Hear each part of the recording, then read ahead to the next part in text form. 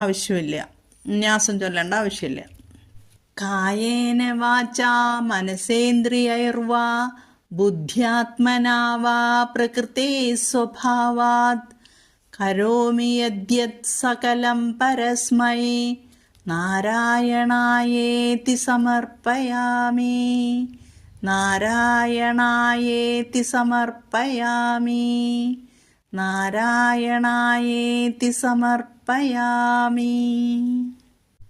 കായേന വാച ശരീരം കൊണ്ടോ വാക്കുകൊണ്ടോ, മനസേന്ദ്രിയൈർവാ ഇന്ദ്രിയൈഹി മനസ്സ് ഇന്ദ്രിയൈഹി വാ അതായത് മനസ്സുകൊണ്ടോ ഇന്ദ്രിയങ്ങൾ കൊണ്ടോ, ബുദ്ധ്യാത്മന ബുദ്ധി കൊണ്ടോ, ആത്മാവിനെ കൊണ്ടോ, പ്രകൃത്യ ഉള്ള സ്വഭാവപ്രകാരം ഞാൻ എന്തെന്ത് ചെയ്യുന്നുവോ അവയെല്ലാം തന്നെ പരമാത്മസ്വരൂപനായിരിക്കുന്ന ശ്രീമൻ നാരായണനായിക്കൊണ്ട് ഞാനിതാ സമർപ്പിക്കുന്നു. അതാണ് ഈ ശ്ലോകത്തിൻ്റെ അർത്ഥം.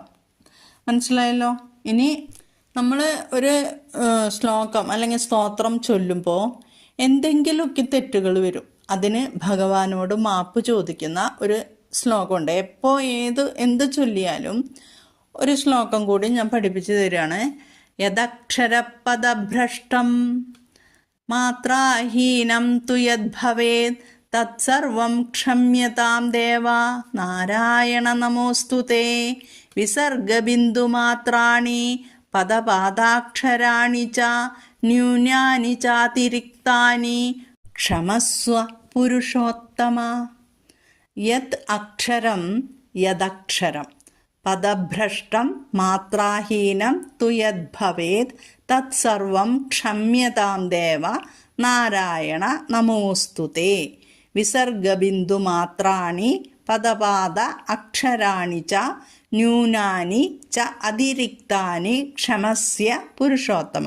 അക്ഷരം എന്ന് വെച്ചാൽ അക്ഷരം, പദഭ്രഷ്ടം തെറ്റായി ഉച്ചരിച്ച പദം, മാത്രാഹീനം ദീർഘം ഹസ്രം എന്നൊക്കെ ഉണ്ടല്ലോ അതിൻ്റെ പിഴവ്, വിസർഗം ബിന്ദു എന്ന് വെച്ചാൽ നമ്മൾ കുത്തിടുന്നുണ്ടല്ലോ അത്, ന്യൂനം കുറവ്, അതിരിക്തം അധികം, ക്ഷമ്യതാം അല്ലെങ്കിൽ ക്ഷമസ്വ ക്ഷമിക്കണമേ പുരുഷോത്തമ ഭഗവാനെ വിഷ്ണുവിനെ.